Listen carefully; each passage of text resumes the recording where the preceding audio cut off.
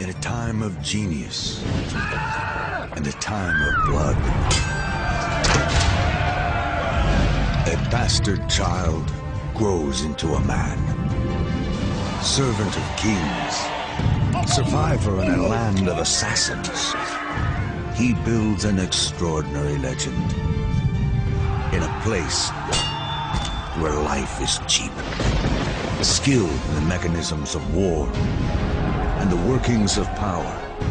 He creates the timeless masterpiece, the brilliant invention, and survives another day, veiled in secrecy, marked by genius, and driven by his own code of survival and success.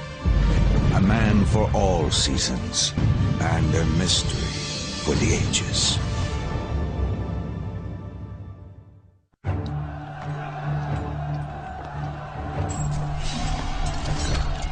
Constantinople, the capital of the Byzantine Empire. It stood as a symbol of Roman glory for more than 1,000 years. But after a brutal siege, it falls at last to the Muslim Turks. The Pope, Pius II, right after the fall of Constantinople, reminded everybody in letters he sent throughout Europe that this was a monumental event. The collapse of the mighty Byzantine Empire seems like the very end of civilization itself. But civilization is about to see a rebirth. With the old city, an old idea dies, and a new one escapes, finding refuge to the west, in the city-states of Italy. To the Byzantines, God is the center and meaning of everything. But a revolutionary idea, humanism, allows for the study of man and new explorations into science. It is a philosophy with the power to change the world. In studying God, we can study the theology and the philosophy of God. But in studying man, we can study biology, zoology, anthropology, technology, sciences of all different types. Humanism transferred man's focus to man.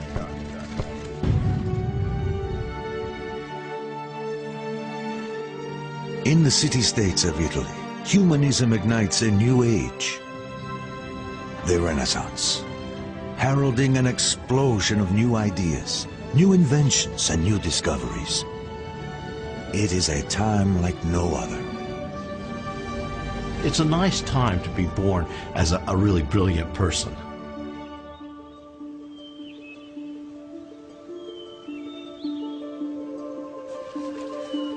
In a small rural town in Tuscany, a young boy discovers the world.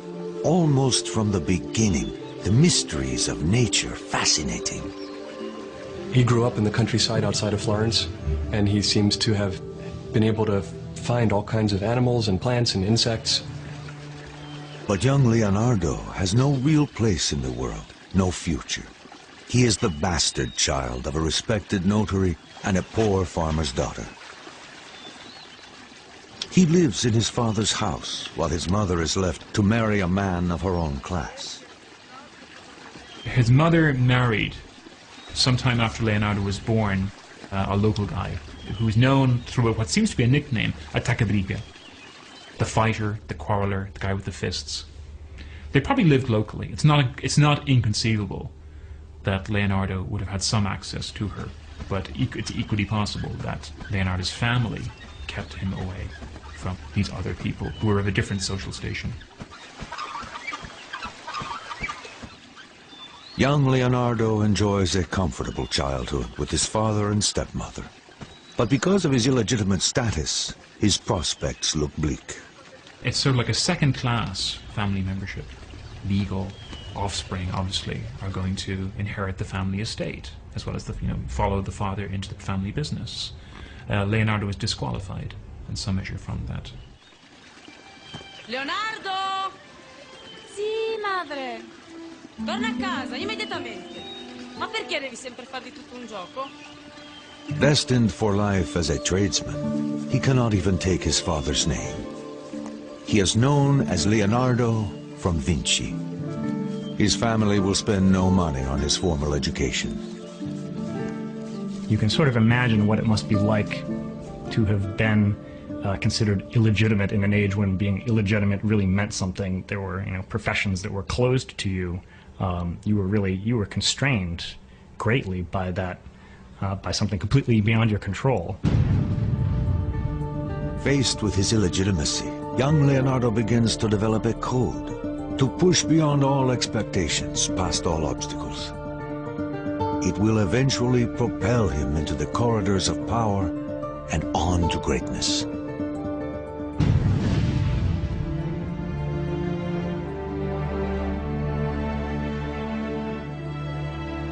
In his teens, Leonardo moves with his father to Florence, a city driven by perilous politics. In this thriving place of commerce and beauty, one family stands at the center.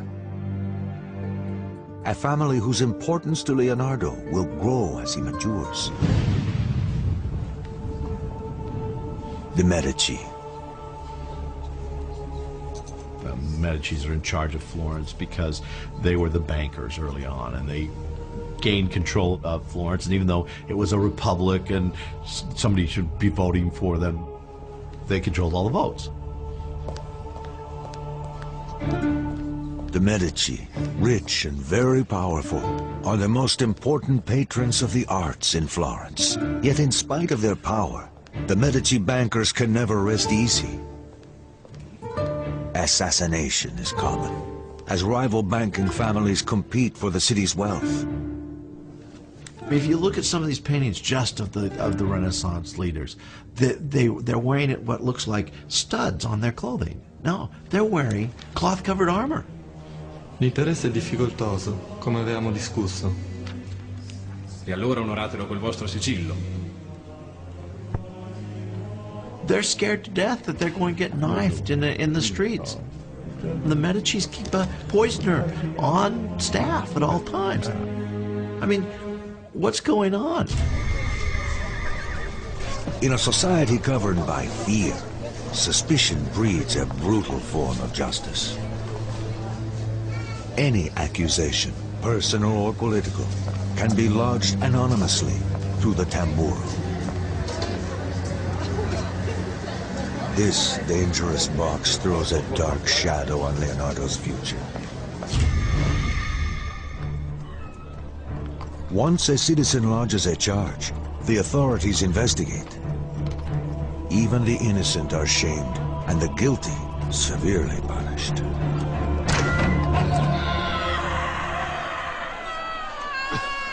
The sight of dead bodies executed in public is commonplace in a city like Florence, as it is throughout Italy. Leonardo lives in a time and place where life is cheap, particularly for the lower classes. He knows he must break free of his bastard status and earn a respectable position in society. And that means membership in the guilds. Florence is a city that is officially governed by the guilds. It's been that way since the end of the 13th century. The government of Florence is drawn from the most powerful guilds. The guilds are professional trade unions, but most are closed to a bastard like Leonardo. It seems quite clear that he didn't have any kind of formal schooling, which would have been the norm if he had been a legitimate child of his father rather than the illegitimate son that he was. For Leonardo, it is difficult to gain entry to even a lower non-professional guild. His one hope rests in his talent and the help of his father's well-placed friend. Tu devi essere Leonardo. Ti stavo aspettando. Tuo padre pensa che hai del talento. In 1468, when Leonardo is 16, his father sends him to Andrea de Verrocchio, a highly regarded Florentine artist.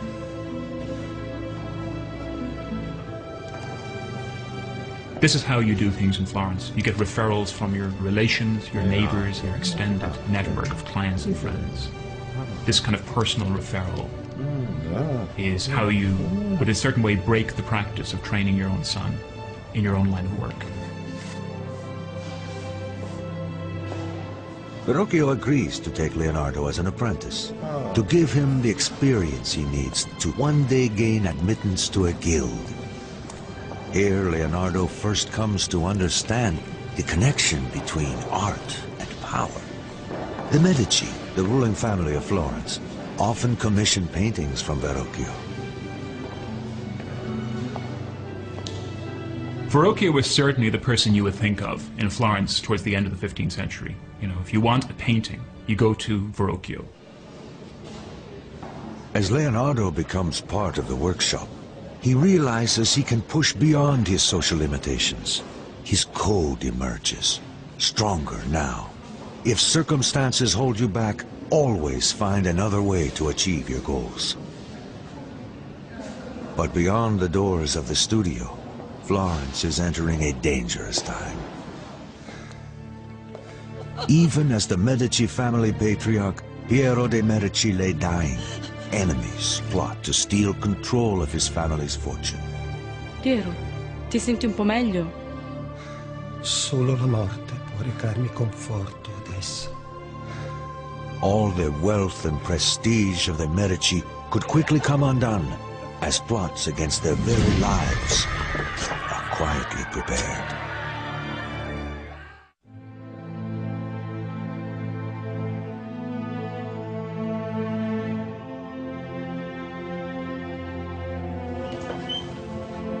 As young Leonardo da Vinci arrives in Florence to establish a career, Florence finds itself at the brink of violence.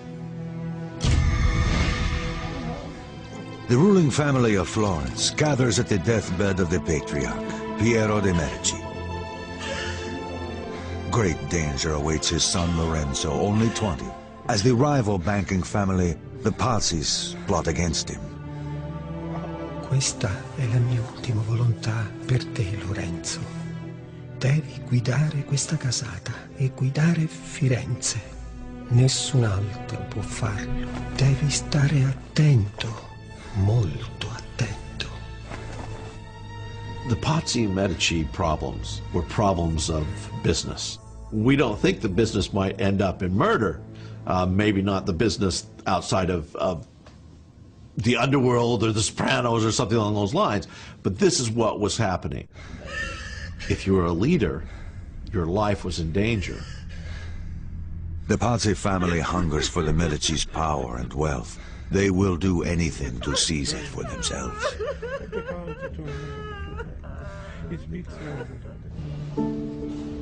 The young Leonardo is unaware of the political storms gathering around Florence. Though he will never meet them, the Medici will exert a profound influence on his young, ambitious life.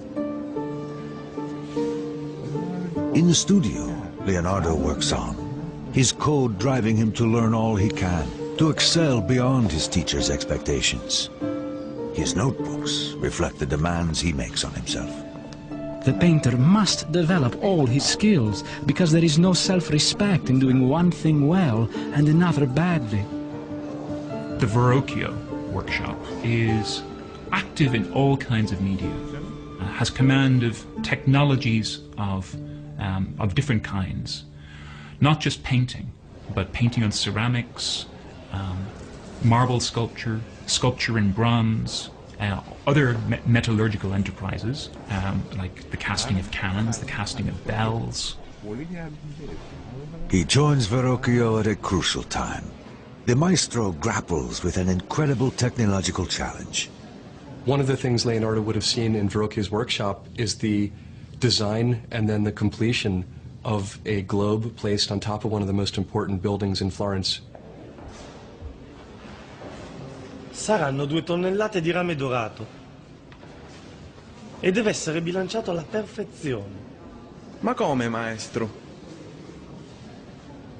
The construction of the 2-ton ball and the engineering required to hoist it to the top of the Duomo will rival the completion of Florence's grand cathedral dome itself. It will be made of copper, gilded with amalgam of mercury. You couldn't call the riggers and have them come do it for you. You had to do it all yourself from memory with the skills you had learned. So he picked up an enormous amount of not only artistic training, but practical engineering training and mechanical training, just being part of the studio. Leonardo studies the Cara Granda, or Great Hoist, which will lift heavy objects to the peak of the dome and the swiveling crane at the top. This early exposure to mechanical engineering will have great influence on his later inventions. In Verrocchio's studio, Leonardo sees how his talent might allow him to escape the limitations of his bastard origins, and he is about to have his first taste of the world he aspires to.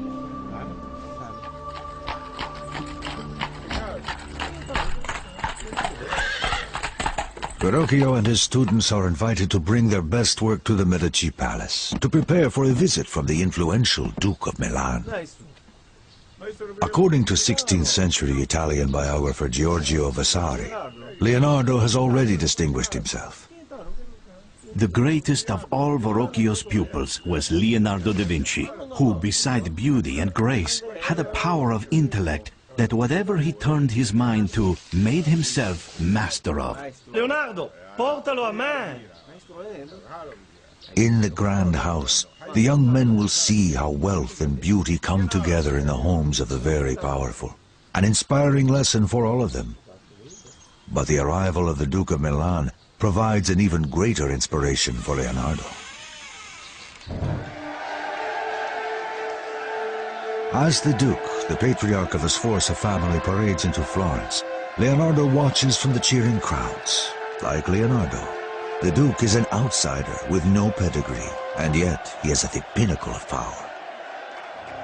The Sforzas in Milan, they are actually the descendants of condottieri, of mercenaries, who at a certain moment in time moved from being hired soldiers into actually marrying into the political lineages and then actually coming into control of Milan. Leonardo cannot help but be inspired. In the Duke, he sees a man who has overcome his common origins, achieving influence and success. To do the same, Leonardo knows he must use every advantage he has. He was supposed to be extraordinarily handsome, very concerned about his looks, always dressed very well, supposed to be enormously strong. They said he could bend horseshoes with his bare hands. People just immediately liked him when they met him because he had this kind of undefinable quality to him that made people be attracted to him. And that's also a quality that is described in Leonardo's art. Though it is too early for Leonardo to know it, his fate and his future will hinge on the Sforza family as he uses his charisma and his talent to build a better life.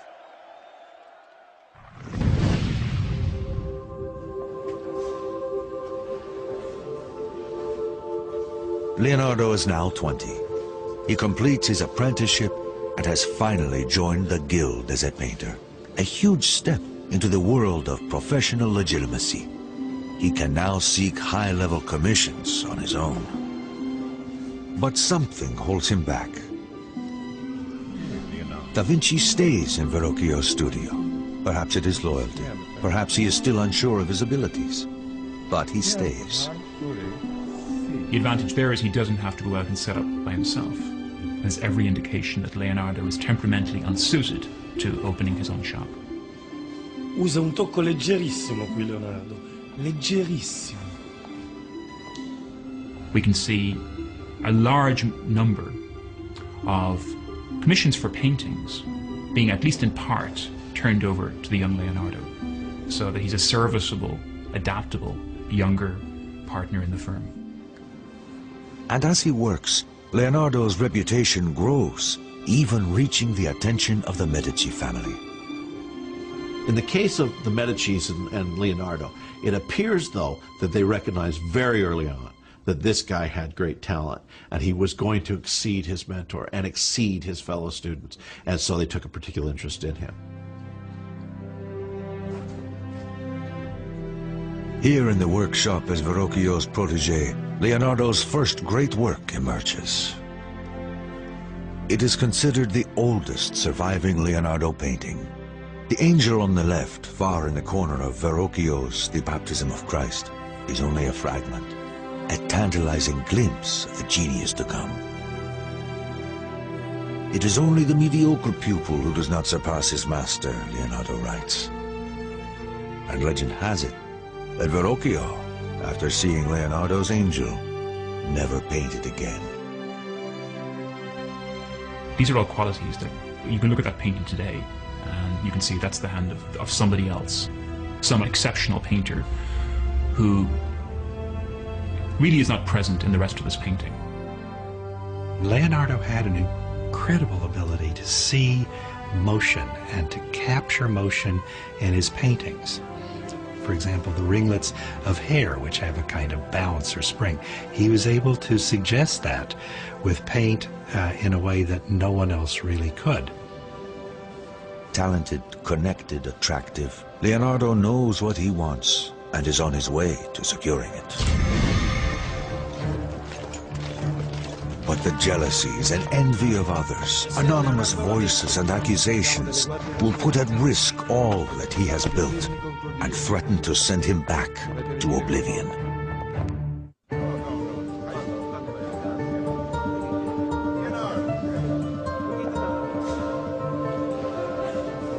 In a little more than a decade, Leonardo da Vinci, at age 24, transforms himself from the bastard son of a notary to a legitimate artist recognized by the Medicis, the most powerful family in Florence. Florentines are very competitive. It's very, very frustrating to be an artist in Florence, but also competition makes things better, makes you do a better job as an artist. In Verrocchio's studio, his persistent experimentation with paint and technique sets him apart. This commitment becomes a vital part of his code, a way to push ahead of his competitors who are better educated. He records his thoughts in his notebooks. I know that I am not a man of letters. Experience is my one true mistress, and I will cite her in all cases. Only through experimentation can we truly know anything. Leonardo sets up this opposition between authority, which is transmitted through books, and people like himself, these maverick figures who operate outside normal professional boundaries, who investigate, who take things apart, see what they're made of, to see how they work. A man of unusual sensitivity, Leonardo cherishes nature and will not eat meat, refusing to be a tomb for other creatures. To him, nature is the ultimate machine, and he holds its mysteries in respect and awe. He spends his life trying to discover how it works. The movement of clouds and water, the mystery of birds in flight. Science, nature, mechanics, Leonardo pictures them as one entity, to be captured through his creative life.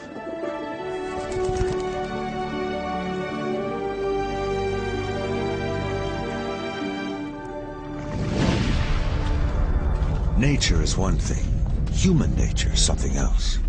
The success that has lifted him above his bastard status has also earned him envy and resentment. Dark forces move against him. Oblivious to any danger, Leonardo throws himself into new experiments to understand the nature of light and shadow. He examines the fall of candlelight on fabric and how the human eye records it. His notes reveal the importance he places on these studies. Nothing can be recognized without light and shade. It is only through the eye, the window of the soul, that we can truly understand the complex workings of nature. He would have these casts made of draped fabric and move the lights around, set the candles in one position, look at the shadows, sketch it out, move nothing else but the light to somewhere else and then sketch the exact same piece of fabric again that hasn't moved. The only thing that has changed is the interplay of light and shadow on it.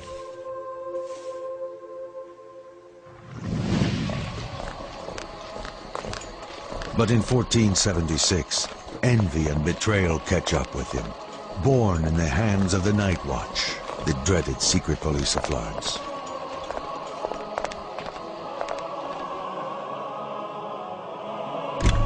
Messer Leonardo da Vinci.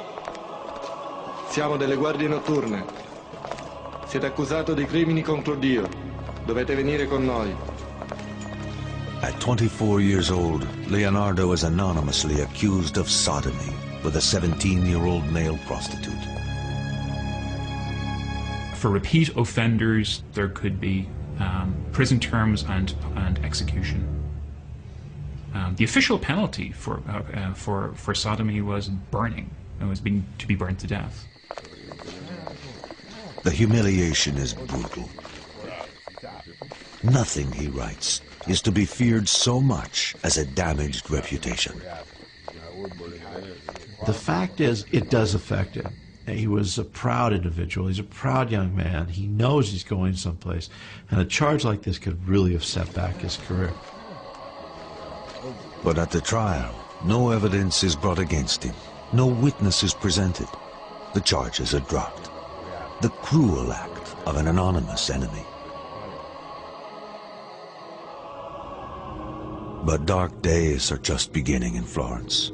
Political storm clouds gather as deadly forces move against the Medici. Florence is nearly surrounded by the territories of the Pope, which extend south to the city-state of Naples and north to Ferrara.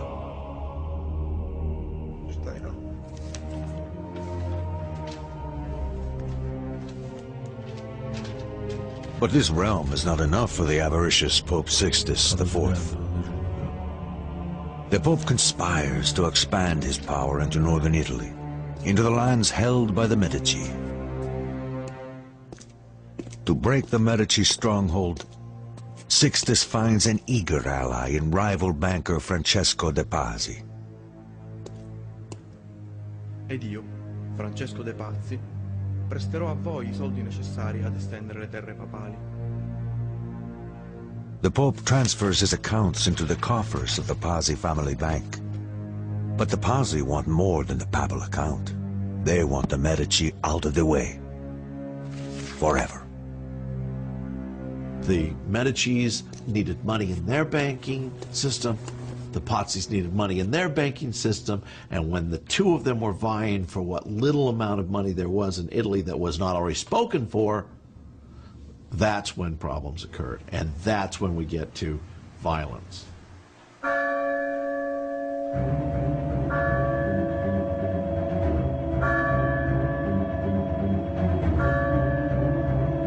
It is Easter. In celebration of the Prince of Peace, the Medici take their personal seats across the aisle from the Pope's henchman, Francesco de Pazzi. They have no idea of the danger they're in. At a prearranged point in the Mass, it begins.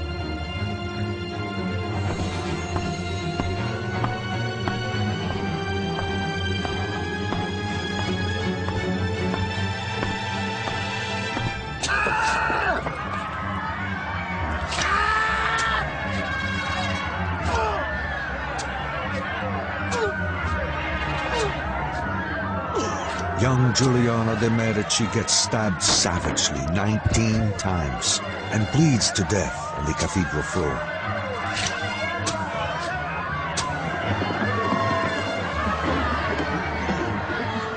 His wounded brother, Lorenzo, barely escapes. With the Pope behind them, the Pazzi family believe they will get away with their plot. They are dead wrong.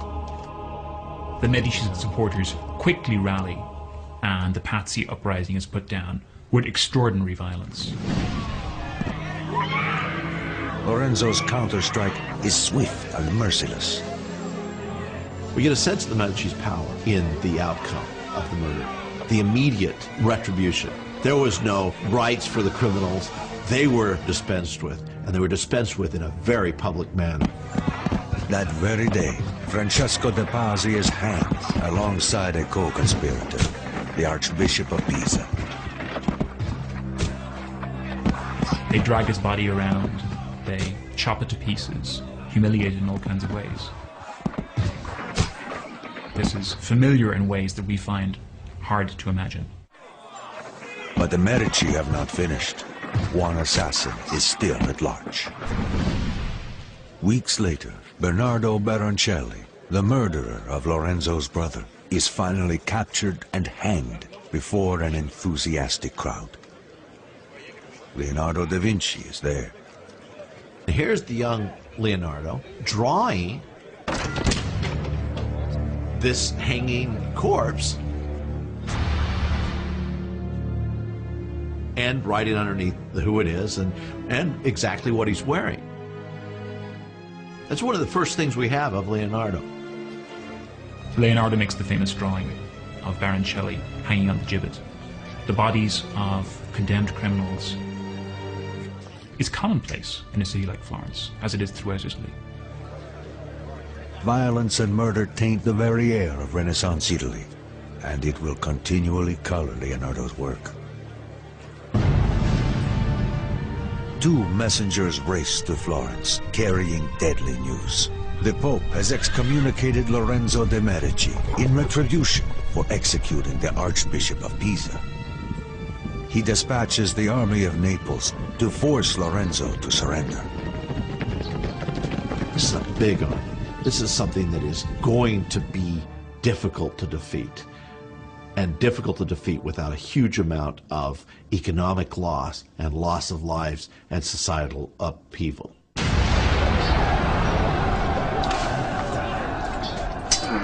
The Republic of Florence faces annihilation. Here in all its terrible glory is the greatest of the Renaissance arts, the art of war. Without a miracle, the city that has given Leonardo da Vinci his only real future will be destroyed without a trace.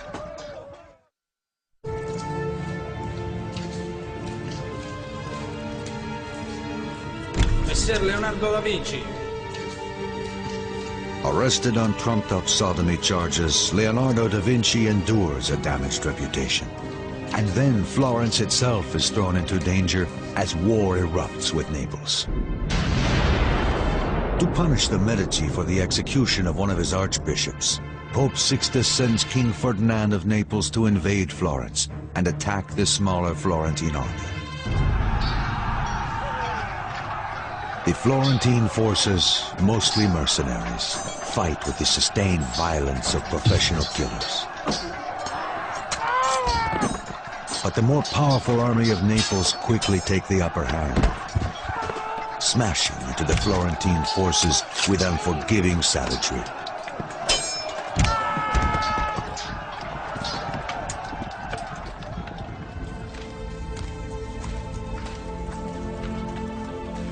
In the terrible aftermath, it is clear to Lorenzo that the city's plight is desperate. His troops are being cut to pieces. He must find a way to end this war and somehow save Florence. It seems the larger political landscape may provide Lorenzo with a way out. The Muslim Ottoman Empire, greatly feared by the Christian Europeans, has threatened the entire peninsula for some time. Florence, Naples, and the Papal States are all at risk. In a bold and dangerous move, Lorenzo travels to confront King Ferdinand of Naples, face to face, attempting to convince him that the Italian states should be unified against the Turks, rather than fighting each other. If he fails in his mission, Florence is finished. Se una bombarda colpisce a segno in linea diritta 10 braccia. The risk was significant. He could have died. He could have been taken hostage while he was gone. He could have been replaced by usurpers.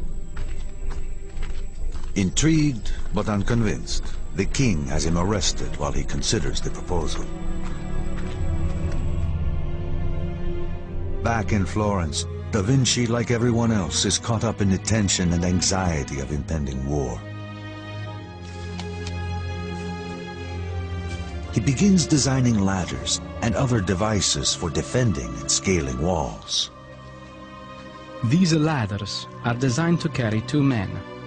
They are also useful for a tower, where you might fear that a rope ladder could be detached by the enemy. It's all engineering, engineering, engineering, because that's sort of the reality of Italy at the time that Leonardo's alive. You have all these different warring city-states, and warfare is a constant fact of life. Da Vinci labors on and waits, putting his active mind to work on defensive fortification and other weapons of war. 3 months pass with no word of Lorenzo de' Medici.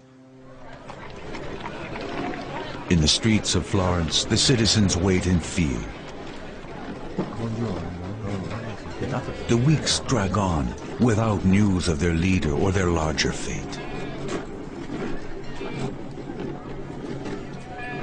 The people go about their business as hope dwindles.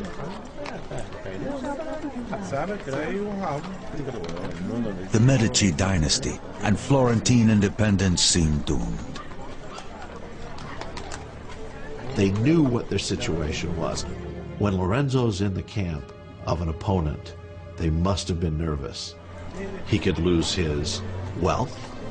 He could lose the city. The Florentines could lose the city. And then, a commotion rolls through the streets.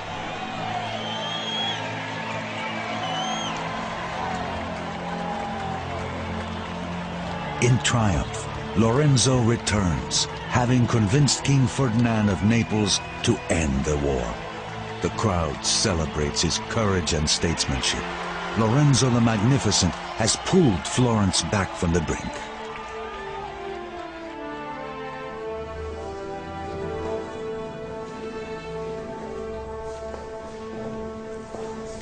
As peace at last comes to Florence, Leonardo receives a commission to paint the Adoration of the Magi, an altarpiece for the monastery at San Donato a Scopito. It is his first important work. We have the Adoration of the Magi treated like nobody has really conceived this event before. Among the turmoil of figures that are surrounding the kind of serene Virgin and Child, this frenzy of devotional attention, there are rearing horses. It's a turmoil of men and horses.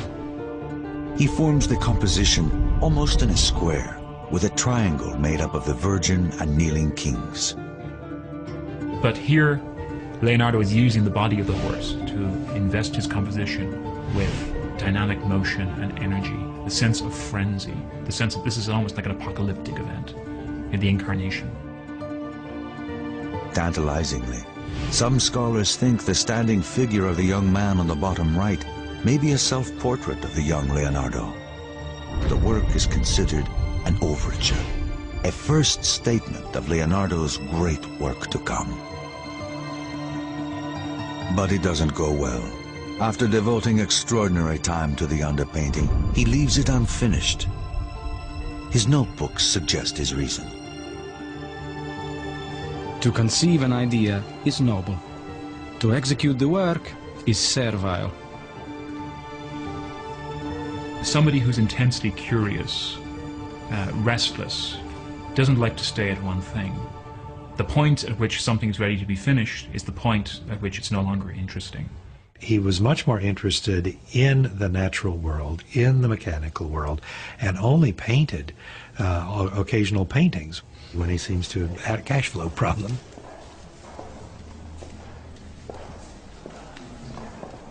It is a bad time for Da Vinci to abandon his painting.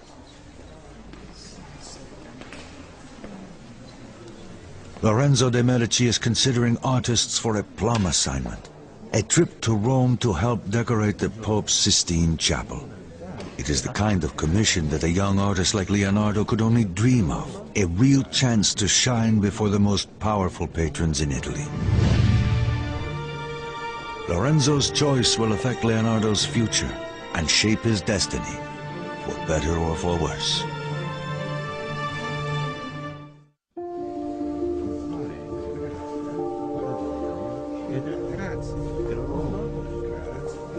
Even as word of Leonardo da Vinci's talent spreads, he appears to lose interest in his career.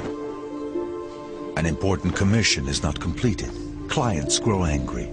And when Lorenzo the Magnificent chooses his finest artists to send to Rome, Da Vinci is not selected. The Adoration of the Magi is one of the great masterpieces of the High Renaissance, and yet Leonardo was unable to finish it, and some believe that he had conceptualized the end of the painting in his mind, and that was enough for him, rather than actually going to the brush and doing it physically. And so he found himself in lawsuits a number of times because he couldn't finish his work.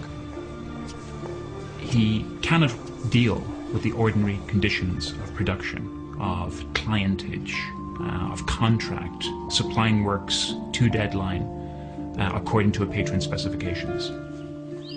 He didn't finish anything. Psychologists today have names for these things. Perhaps he was ADD. Perhaps he was obsessive compulsive. Maybe he was anxious. Maybe he was depressed. We don't know exactly what his ailment was, but there seemed to be something afflicting his mind. It seems that Da Vinci's greatest gifts, his restless imagination and endless stream of ideas, complicate his drive for success. Again, circumstances hold him back, and he must find another way to achieve his goals. You're not really sure he wanted to be an artist. That was his inroads into the court life and into the patronage life. But when he gets there, he almost kind of leaves it behind. Unsatisfied with painting, Da Vinci decides it is time for a change. His code demands that he find another channel for his ambition. He needs a fresh start and new opportunities. And so he travels to Milan. As the most northern of the Italian states, Milan is the most vulnerable to foreign invaders. And so it is heavily militarized, a center for weapons production and military technology.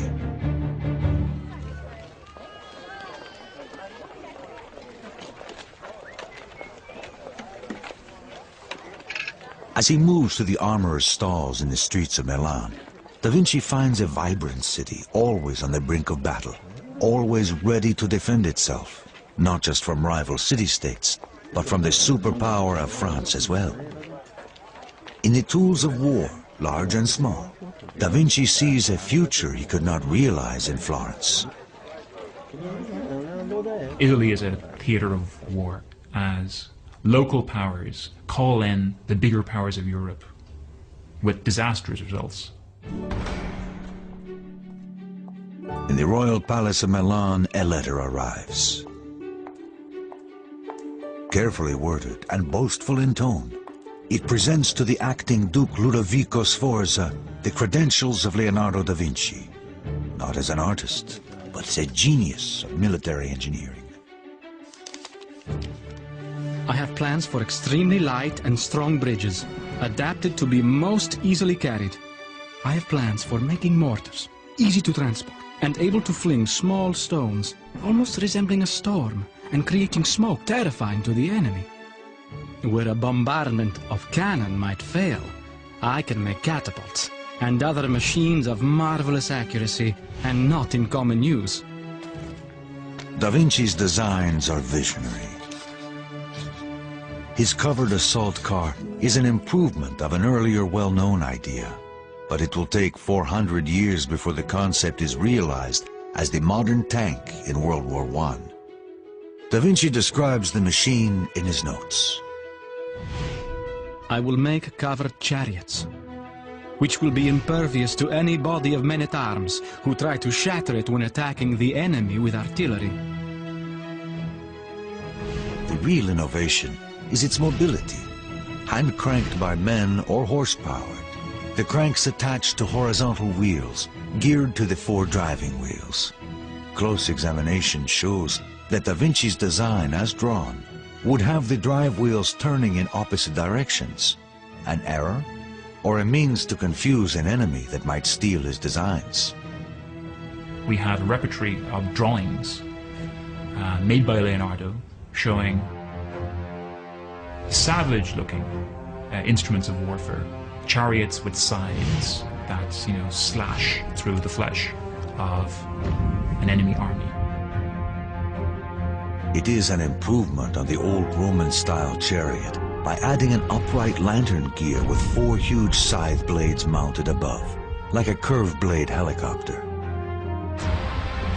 Da Vinci's design for a cannon shows hundreds of swarming bodies, dwarfed by the colossal bronze gun, and reveals one of Leonardo's obsessions. He loved scale. He loved to speculate and dream about things on a scale just vastly beyond that of the period. So he has these gigantic speculative designs for incredible killing machines. Da Vinci's fantastical weapon designs are typical of his continual pushing beyond the ordinary, always dreaming in the extreme.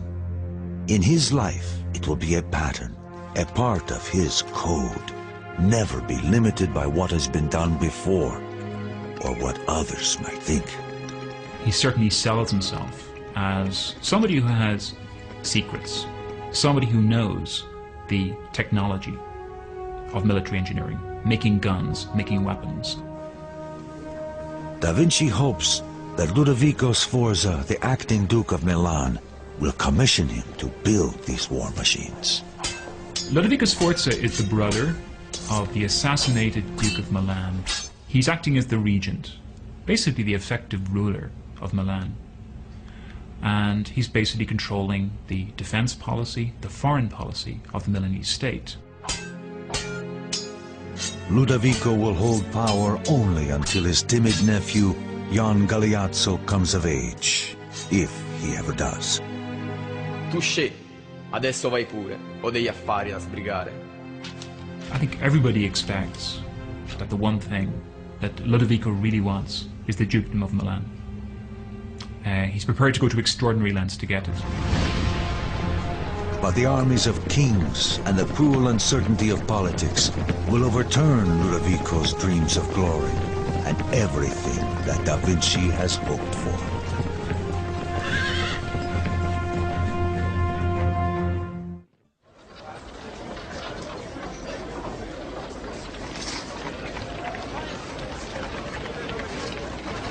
After leaving Florence, Leonardo da Vinci, now 30, arrives in Milan hoping to sell his skills in military engineering to the acting Duke Ludovico Sforza, a shrewd and militaristic noble. He walked away from what would have no doubt been a secure and comfortable living as the society painter in late 15th century Florence. He went instead to the bustling but military, aggressive, politically turbulent city of Milan, up near the French border. At the end of the 15th century, Italy is a theater for war, as the smaller city-states of Milan and Naples struggle to survive against the superpowers of France and the Ottoman Empire, pressing in from all sides. Cleverly exploiting these unstable politics, Leonardo's letter to the Duke outlines every imaginable military skill he has as an engineer. Fortress design, cannon construction, siege machines. Only in the very last line does he mention that he is also a painter.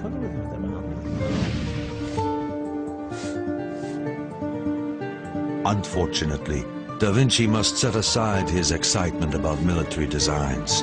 The Duke needs a portrait of his mistress. Despite Leonardo's disappointment, the painting becomes one of his most famous and important. The Lady with an Ermine. It is revolutionary. The first time a portrait shows the sitter's thoughts or feelings through posture and gestures. This relates to a series of interests being pursued by Leonardo about the motions of the mind. You know, as the mind moves, so the body expresses the motions of the mind. Or as Leonardo would say, that's where the movements of the soul make themselves most manifest. Her head turns to the right, as if distracted by something to the side. The animal as well is tense and alert. Again, Da Vinci's code pushes him to tackle new ideas. He's almost obsessive in his quest to want to know as much as possible about what he's interested in while he's interested in it.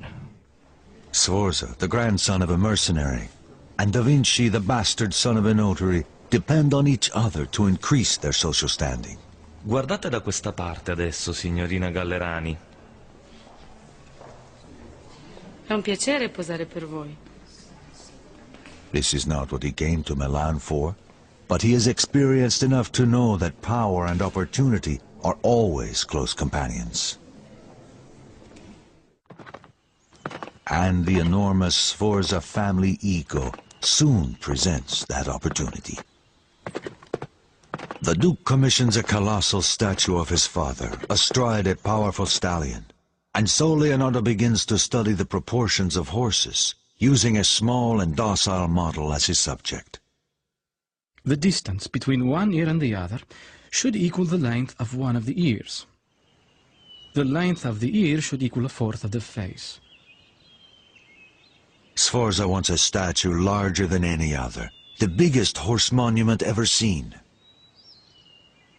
It's often held that these warlord princes used art as a means of making themselves look more permanent, more legitimate, more established than perhaps they were in practice. The Sforza have only been around from 1450, but their equestrian monument is going to outdo all others that exist. Leonardo considers the challenge of creating the 24-foot-high statue a career-making opportunity, a triumph of art and technology to last the ages. He will devote more than a dozen years of his life to the process. It was going to be a statue on a scale so much larger than anything that had come before it that it required all kinds of new technologies to figure out how to make this thing. Extending his vision and skill to the utmost, Leonardo will create countless smaller clay models and devote the next several years to figuring out how to cast the Colossus in 60 tons of bronze. Because he wanted to cast the horse in particular as one piece, this would have been cast upside down, he had to dig casting pits. Well, Milan is built in a river valley and there is a water table down there. The head of the horse pointing downward would have been just about at the level of the water table. And if you in fact start heating up the water table in an area, you will create some very serious problems, possibly even an explosion. So in other words, he was working very close to the limits of the possible. This is the very essence of Leonardo's code, to push beyond the expected, not only in his work, but in his life. And as the great horse slowly takes form, Leonardo turns his lively mind again to weapons of war. Like the horse, his designs are huge, monumental. He always engineers these things that are just enormous, much, much larger than anything that existed at the time. And the giant crossbow is sort of the poster child of this mentality. It's about the size, probably, of a tractor trailer in length. The construction is highly advanced, with the bow to be built of laminated sections for the greatest strength and flexibility.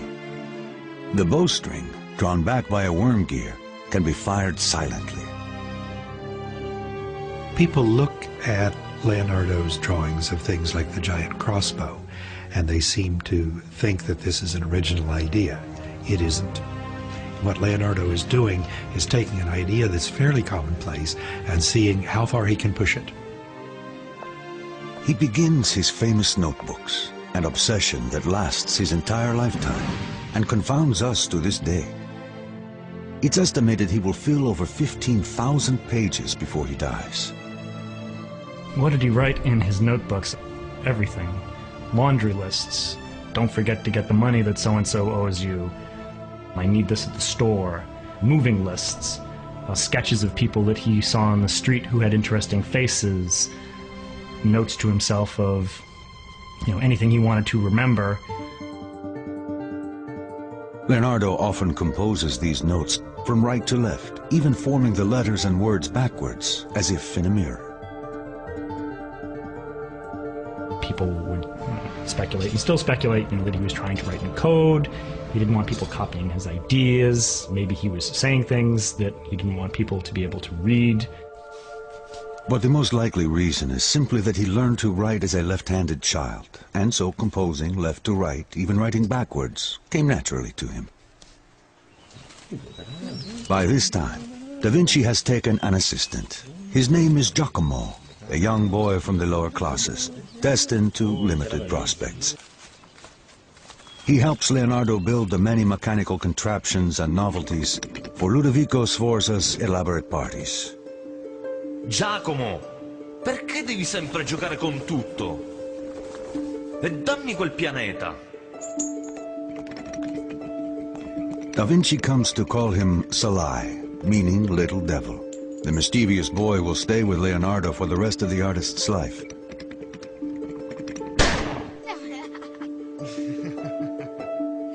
And Salai's name will appear in Leonardo's notebooks more than any other. Salai will be with him on one of the most important days in Da Vinci's life.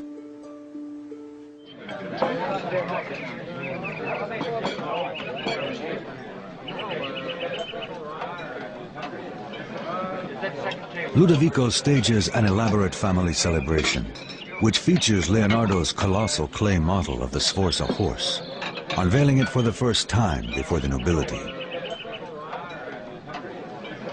The Sforza horse was supposed to be the largest cast statue in the world that was going to, sort of trumpet the glories of the House of Sforza and also probably secure Leonardo a lifetime position in the court there. The party, like Da Vinci's horse, is a celebration of Ludovico's power. The attendees include Ludovico's beautiful wife, Beatrice d'Este, and his nephew, the real Duke, Jan Galeazzo, now 25. It's become quite apparent that young Galeazzo Sforza has been sidelined by Ludovico, his uncle, who really has designs on the duchy for himself. Jan Galeazzo will never assume power. Within the year, he is dead. Some say poisoned, making Ludovico the Duke at last. With nothing to curb his ambition, he will set Milan and Leonardo on a collision course with war. Siamo pronti, Leonardo!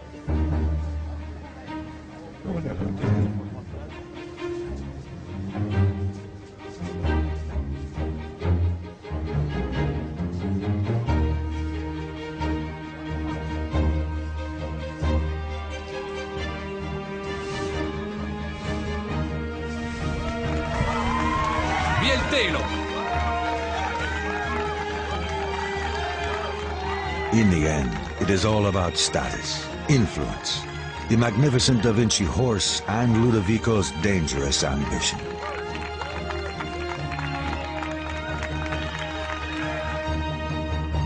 In 1494, as the new Duke of Milan, Sforza joins forces with France.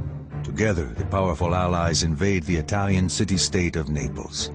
The risky move puts Milan and Leonardo's plans for the great horse in jeopardy. It came down to the necessities of the day, being that there was very little metal, and the Duke of Milan had the choice of casting cannon or giving this metal to Leonardo to make a statue. He chose to, do the expedient thing and actually look to his own defense. With war on the horizon, the 60 tons of bronze set aside for Da Vinci's great horse is melted in the furnaces of Milan and poured into cannon molds. Leonardo remains stoic. As His Excellency's mind is occupied elsewhere, the arts are put to silence.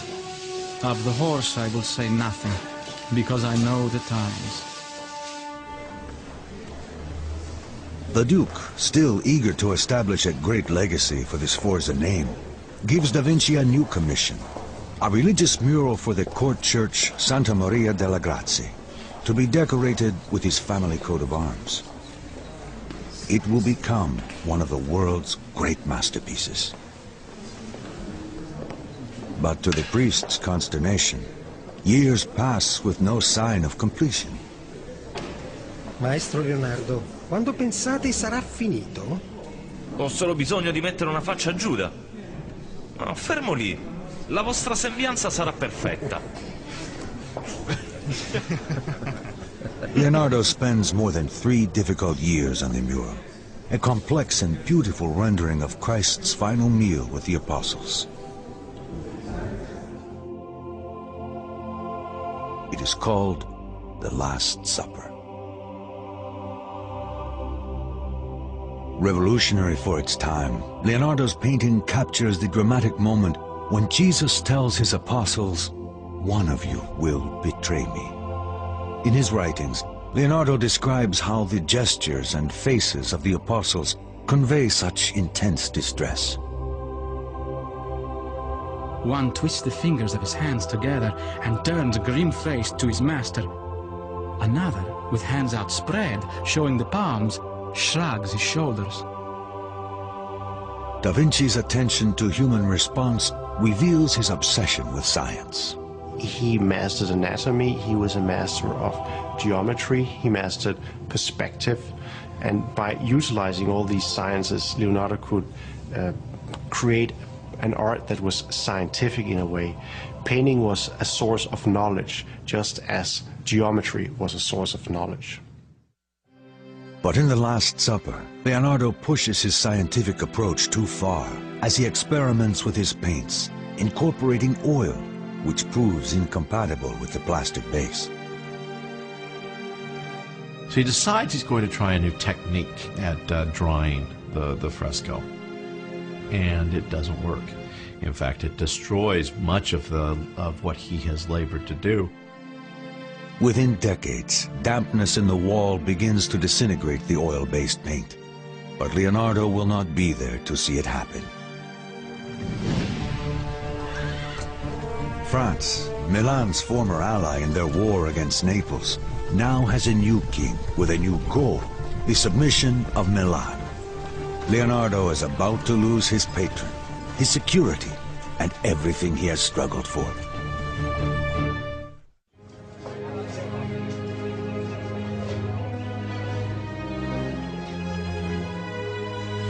In Milan, Leonardo da Vinci has created some of his most important work.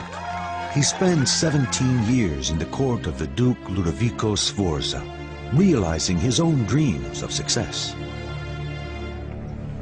As Leonardo nears the age of 50, the political winds change. Sforza's former ally, France, abruptly invades Milan.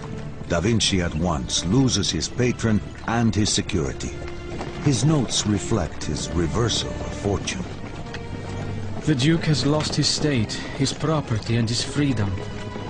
None of our great enterprises will come to pass. The occupying French army, bent on annihilating any sign of the Sforzas, used Da Vinci's epic sculpture for target practice.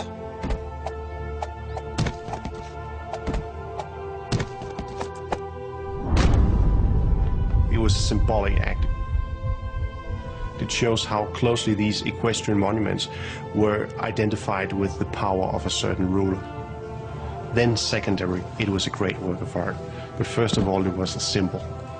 Da Vinci learns in this cruel act how fleeting his success might be, and how vulnerable he is to the fickle nature of politics. Saddened by the loss of the great horse, an aging Leonardo leaves Milan with his faithful apprentice Salai.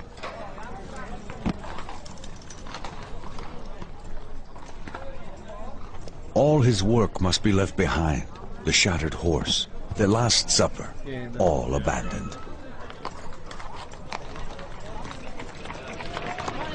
With the fall of the House of Sforza in Milan, Leonardo was out of a job, and there began a period of his life where he wandered about. His notebooks reflect his state of mind. Patience protects against misfortune as warm clothes protect against the cold. The warmer you dress, the more powerless the storm. In the same way, increasing your patience in the face of great wrongs renders them powerless against your peace of mind. His travels take him to Venice, now threatened by the growing power of the Ottoman Turks. Perhaps here he will find a market for his innovative weapons and fortifications.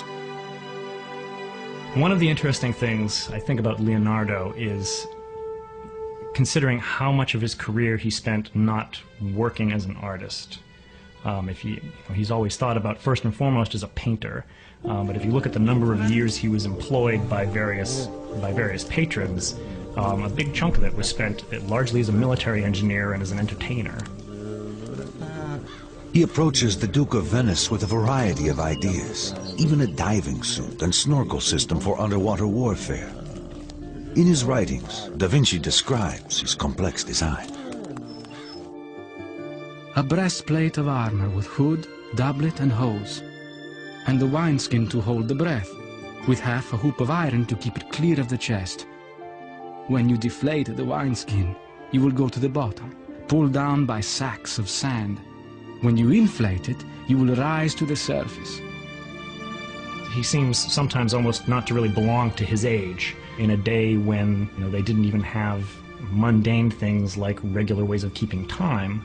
Leonardo's thinking about walking on the bottom of the ocean and flying in the air with the birds and developing self-propelled vehicles. He just has such a completely singular vision of pretty much everything around him. Da Vinci's ideas are centuries ahead of his time. His code has led him to dream the impossible. But Venice has no interest in his inventions. He is considered a foreigner, and his visionary ideas create only suspicion. Rejected, he must pursue his dreams elsewhere. He travels back to Florence, the land of his boyhood.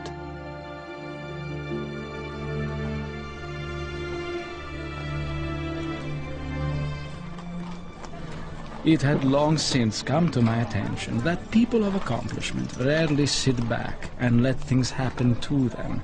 They go out and make things happen. But Da Vinci's confidence will soon be challenged. The Florence of his youth has changed. Though he is still recognized as a great artist, someone newer and younger has captured the city's imagination. His name is Michelangelo Buonarroti, a brash young artist of only 26 whose talent is astonishing. Leonardo despises him.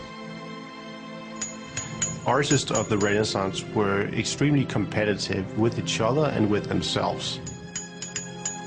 Tough, disheveled, and arrogant, Michelangelo defies Leonardo's expectations of the courtly artist. In his notes, Da Vinci voices his disgust. The sculptor's face is covered with paste and all powdered with marble dust, so that he resembles a baker. His house is dirty and filled with chips and dust of stone. With the painter, it is just the opposite. Well-dressed, sitting easily in front of his work and moving a very light brush. His home is filled with music, unspoiled by the pounding of hammers.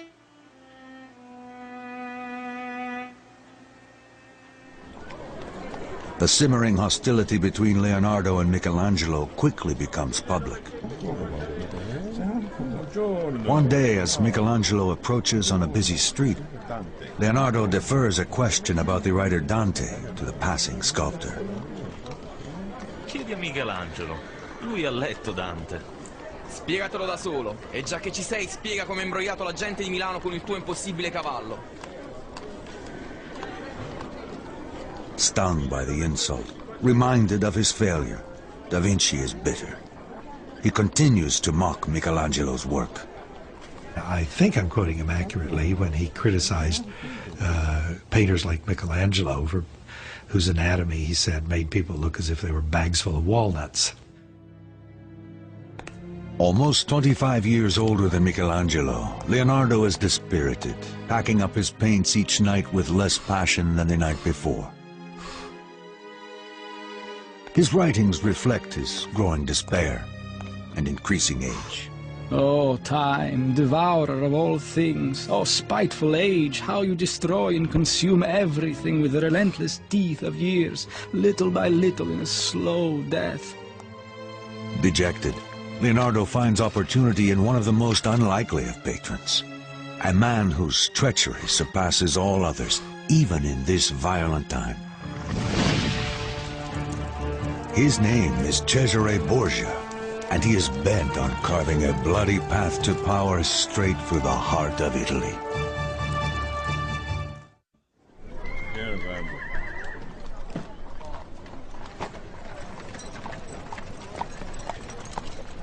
Having lost the work of 17 years, a disheartened Leonardo da Vinci eventually returns to Florence, only to find himself challenged by a much younger rival, the great artist Michelangelo.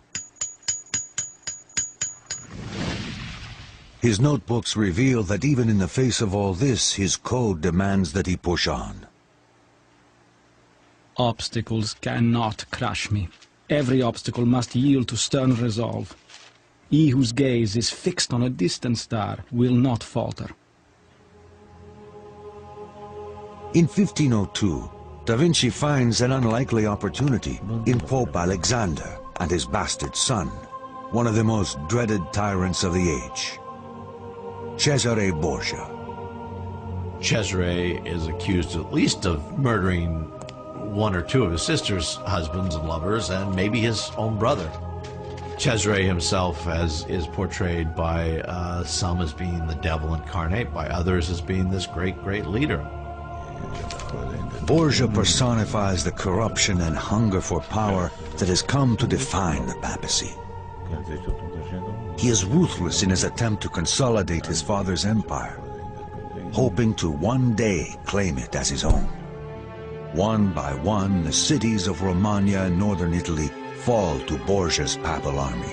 Hungrily, he sets his mark on an ever-widening area. But in order to succeed, he needs an edge, someone with new ideas. He turns to Leonardo da Vinci. Ecco le vostre carte. È un onore servirla. He was given the title of Chief General Engineer by Borgia, and so Leonardo probably had a chance to observe the real horrors of war firsthand.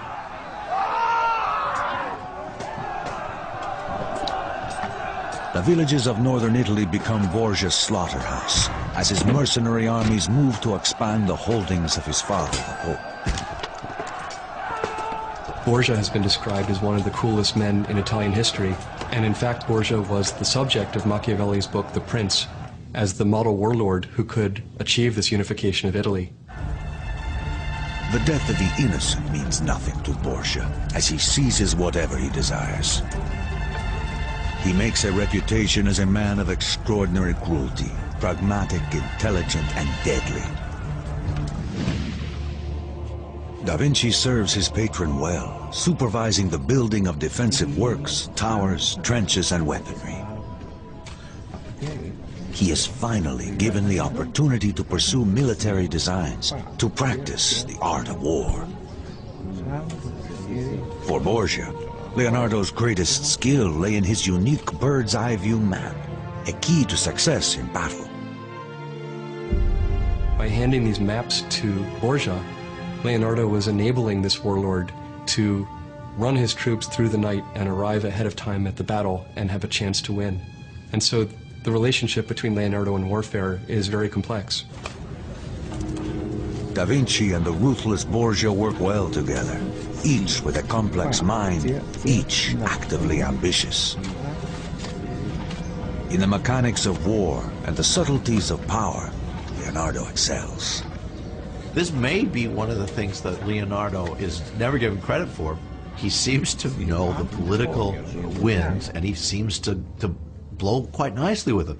And he fits in very well with Cesare's court. Although Borgia's savagery is well known to Da Vinci, the violence suddenly becomes more personal when Borgia orders the brutal execution of 3 captains. One, Vitellozzo Vitelli, is a friend of Da Vinci's. the artist is repelled. His writings reflect his growing doubts. Truly man is more savage than beast, for our brutality exceeds theirs. We live by the death of others. He finally decides that even animals, they kill for a reason. Human beings, it becomes part of their nature, just to kill.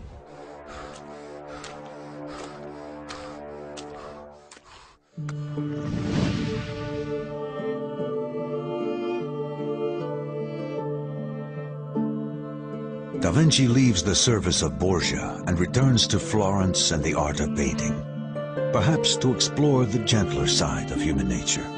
There he begins the one work for which he will always be remembered. No, non ridete. Sorridete. È divertente ma non isterico. Pensate cose dolci. Pensate al vostro amante. Giusto. It is called the Mona Lisa. No one knows who she is, or if she even existed at all. As he paints, Da Vinci keeps her amused with music and entertainment. Leonardo says in his writings that faces are most beautiful at dusk. He captures this effect by using transparent films of paint, a technique which is later called sfumato, which means kind of literally smoking, kind of a smoky effect. You can see it in these almost invisible transitions from light to shade, which are so enigmatic and so incredible that anybody could paint that with brushes. It's really a great display of virtuosity. People often talk about the Mona Lisa smile as being mysterious. If it is mysterious, it's because Leonardo da Vinci has shaded the corners of her mouth and eyes, which are some of the most expressive features of the human face. Is to suggest that the Mona Lisa is a painting of a mystery, that there's something very, very secret going on with the Mona Lisa. And we get the elaboration of this myth of secrecy about the Mona Lisa's smile. Or who is the Mona Lisa? You know, is she Leonardo's lover? Is she Leonardo himself? History does not reveal her true identity. Da Vinci's biographer, Vasari, identifies her as Mona Lisa Gioconda, the wife of a merchant. But Vasari never saw the painting, and Da Vinci himself never left any clue. Carried it around with him for years, and he kept working on it. Never quite done. The only reason it exists in the form it exists today is because he died. The Mona Lisa remains forever a work in progress, a physical manifestation of his code, of his commitment to achieve the impossible, perfection in painting.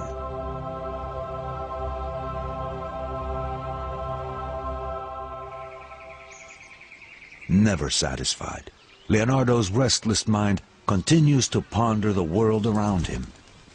One of his greatest obsessions is the mystery of flight.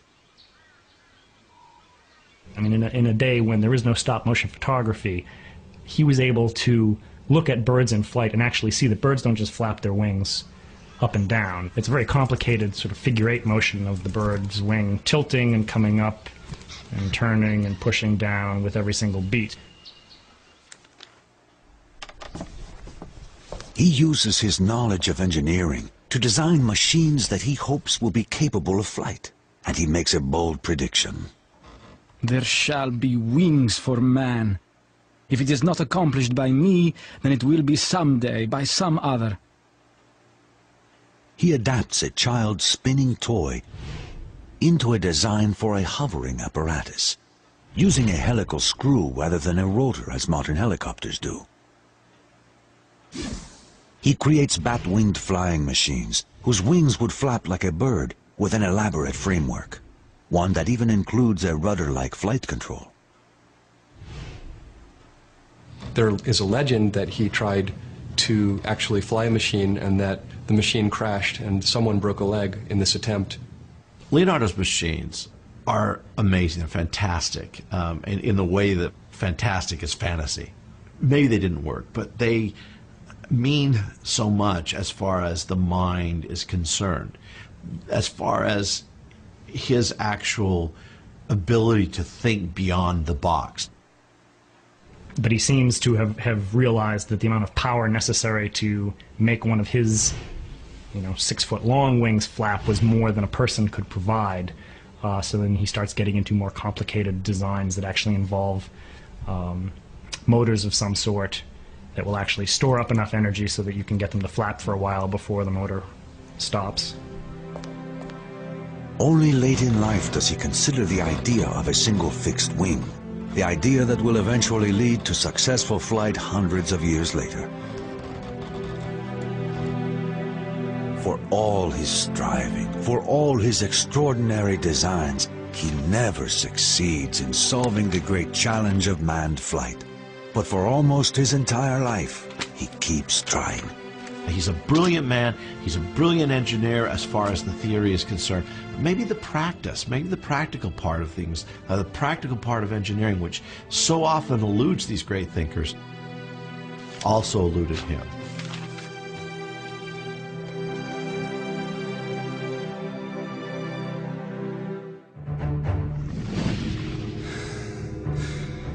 Despite Leonardo's frustrations with engineering, it is with a far more complex machine that he achieves his most remarkable success. His grim obsession with the moment of death leads him to master the workings of the human body itself.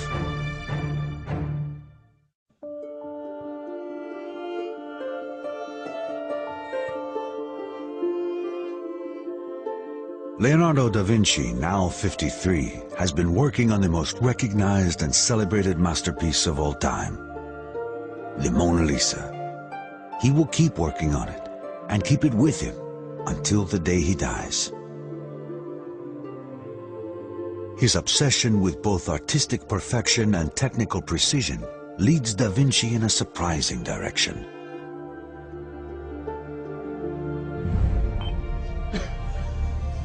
He turns his insatiable curiosity to the study of life's greatest work of art, the human body. He was interested in anatomy from an early age, probably from his time in Verrocchio's workshop, where artists in Florence were encouraged either to perform dissections, autopsies at a medical school, for example, or they were encouraged, if not to perform them, then at least to observe them. Always fascinated with the human body, he studies the mysteries of death at the hospitals of Santa Maria Novella. Dicono che abbiate vissuto 100 anni. È vero? 100 anni? Non è così difficile. Non sento dolori. Solo stanco. Tanto stanco. E terribilmente debole. He's interested in the way that the pieces of the human body, which is, after all, a very intricate mechanism, the way the pieces of this mechanism fit together. Within hours of the old man's death, Da Vinci descends into the cavernous morgue to dismantle nature's ultimate machine. We might be surprised that Leonardo's dissection of human corpses wasn't frowned on by the church of his time. That seems, though, to be more of a modern concept and modern prescription. Here he will make an astonishing discovery, centuries ahead of its time. I conducted an autopsy in order to determine the cause of such a peaceful death, and found that it was caused by the failure of blood flowing into the artery that feeds the heart and other lower members, which I found withered and shrunk. In 1507, Leonardo makes history's first description of arteriosclerosis by comparing the circulatory system of the elderly man with that of a child's. And we have to try to imagine 500 years ago what it would have been like to work on an autopsy without the benefit of good lighting or good preservation of the material. The smell must have been awful. Under challenging conditions, Leonardo invents an entirely new way of seeing. Later, his cross-sections and exploded diagrams will profoundly influence the modern method of visualizing anatomy and machinery. His code, like the man himself, becomes mature. experimentation continues to be the primary engine in his effort to achieve what no one else could. I am inspired by the urgency of doing. Knowing is not enough. We must act on it. Being willing is not enough. We must do.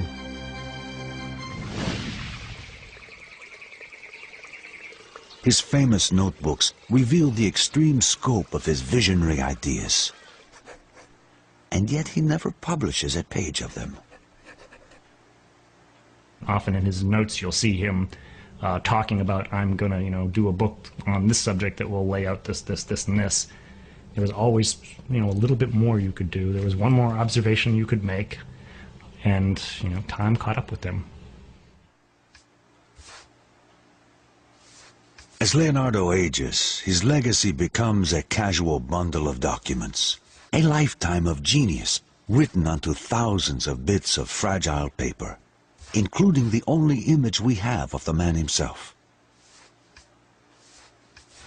There is one image of an old man that's commonly attributed as being a self-portrait, but we don't know. It's completely untitled. It's just a sketch among, millions of other sketches that he did.